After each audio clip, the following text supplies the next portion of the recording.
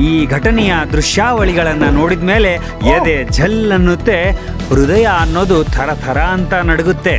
ಹೌದು, ಇದು AI free fire gaming ಆಟ ಅಲ್ಲ, ಇದು ಆಸ್ಟ್ರೇಲಿಯಾದಲ್ಲಿ ನಡೆದಿರುವ ರಿಯಲ್ ಫೈರ್. ಆಸ್ಟ್ರೇಲಿಯಾದ ಸಿಡ್ನಿಯಲ್ಲಿ ಭಯೋತ್ಪಾದಕ ದಾಳಿ, ಕನಿಷ್ಠ 10 ಮಂದಿ ಸಾವು. ಶೂಟರ್ನಿಂದ ಗನ್ ಕಿತ್ಕೊಂಡು ಆಸ್ಟ್ರೇಲಿಯನ್ ವೀರ ತಿರುಗಿಸಿ ಹೊಡೆದ ರಣರೋಚಕ ಸಂದರ್ಭ ಆಸ್ಟ್ರೇಲಿಯಾದಲ್ಲಿ ಸಂಭವಿಸಿರುವಂತದ್ದು.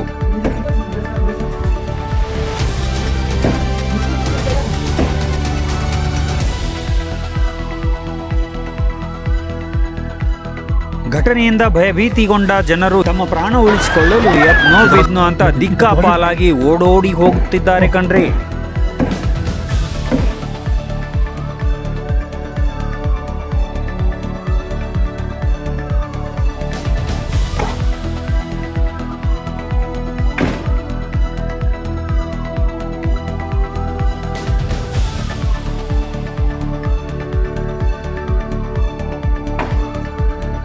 Oh l'enculé, il a pris les armes.